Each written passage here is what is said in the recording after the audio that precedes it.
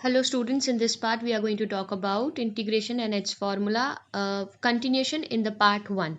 Okay, in the integration you have seen that somewhere we have used a constant. See, in every after solving every integration we are using plus c. Here also in formulas you can see plus c, where plus c is basically a constant. Why we are using a constant? Because some integrals are indefinite also, so it shows the ambiguity. Okay, so it c is basically used to add this integration or that particular solution in the integration family. Okay, now here we are seeing the further formulas how we can apply on this one. Now you already know the integration formula for x to the power n dx. What it is? X to the power n plus 1 upon n plus 1, right? Now integration of sine x.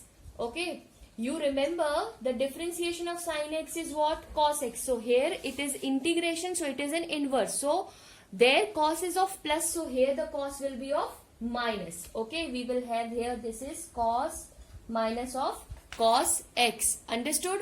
How we are going to do it? We are going to integrate it x square plus of sine x dx. Okay, so integration of x square dx plus of integration of sine x dx. So we have the formula, we can apply the formula here. X square will be what? X cube upon 3 plus this will be what? Already we will get it, minus of cos of x. So answer is x cube upon 3 minus of cos x plus c. Okay, this will be the answer for your integration. Clear?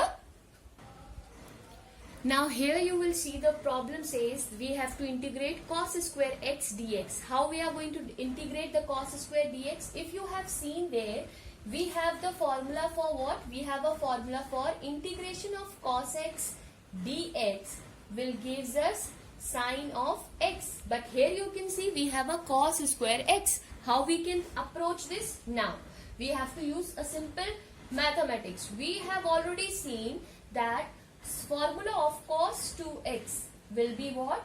2 cos square x minus 1. Okay, this is the formula which we have seen. If I want to transpose everything in terms of cos square x, what I will get is cos square x is equal to, when I will transpose this side, what I will get? 1 plus of cos 2x upon 2. This will be my after transposing and substituting the formula, I will substitute this cos square x value in this, because I cannot integrate this because I don't have the formula for this. So the integration for 1 plus cos 2x upon 2, how I will do it? Again we have to integrate each term separately. How? Integration of 1 upon 2 dx plus integration of cos 2x upon 2 dx. This we have to integrate separately. Okay, so integration here, if you will see, 1 upon 2 is constant, we cannot integrate, we will integrate dx plus of, here also 1 by 2 will come outside, we will write only cos 2x dx.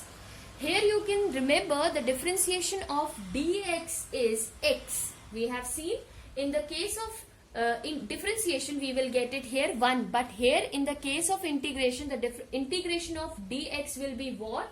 Dx integration will be x. Okay, dx integration will be x. So here we will get 1 upon 2 x plus. Now here if you will see, here you will have 2 extra. We have the formula for cos x dx, not for cos 2x dx.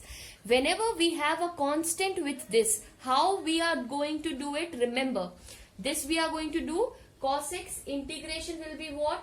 That is your sin x. Okay, cos x integration will be sin x. So it will be sin 2x, and whatever constant or whatever extra we have, that will come in denominator, that will come 2 into this, because we are taking 1 upon 2 outside.